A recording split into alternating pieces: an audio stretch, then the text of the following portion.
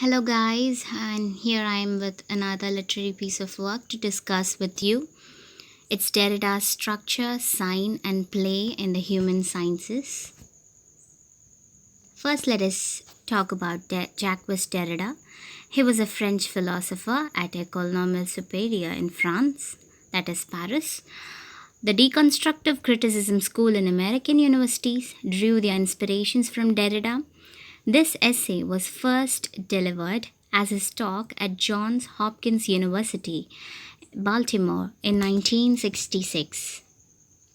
This essay marks the moment at which post-structuralism as a movement begins, opposing to classical structuralism, traditional humanism, and empiricism. Derrida explains that the transcendental signified, which is also known as the center, has no such secure grounds as explained by Saussure and Lévi-Strauss.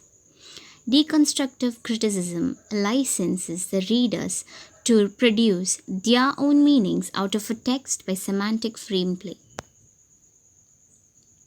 Next, we'll discuss about disadvantages of having a center. Center is a point at which substitution of contents, elements, or terms come under, but it is no longer possible. What Derrida emphasizes is center. Center governs the whole structure, but the center itself escapes this structurality. History's pages tell us that all things are determined by a center, which Derrida calls as being or presence. That is, Derrida names the center as being, or he uses the term presence. Derrida seems to praise structuralism at first, but later denounces it, saying its limitations, that structure is neutralized by giving it a center. He says that structure is no more a structure because it is given a center and it is neutralized. The concept of structure has gone through various name changes, like it is called as essence, existence, substance, and even God.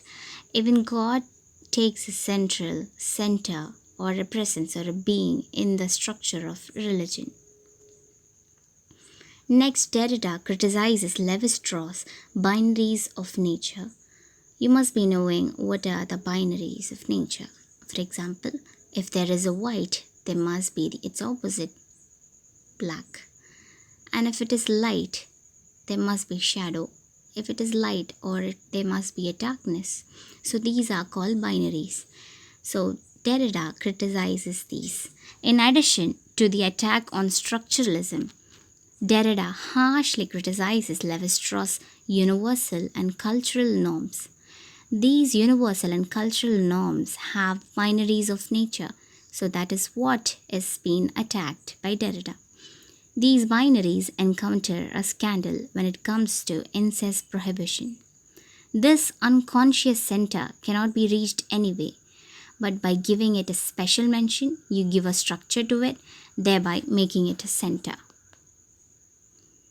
Next, we'll see what is decentering the center. Derrida argues that the center limits the play of the structure. In his notion of shaking the center, Derrida is highly indebted to this trio. They are Nietzschean critique of metaphysics, Freudian critique of consciousness, Heidegger's destruction of metaphysics.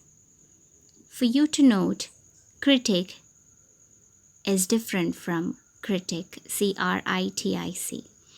This critique is a piece of writing that describes the good and bad points of somebody or something. Next, we'll see about difference and trace. According to Derrida, both are same. Difference comes in linguistic sense, trace, which means a sign, that is woman. For example, we can take the sign as woman, normality, or speech. This sign is generated from the difference from its binary pair, for example, man, abnormality, and writing. This always hidden contradiction inside the language is called trace. Next, we'll see about free play, which is the disruption of the presence. No longer turning towards the origin affirms free play. So, no longer a center works.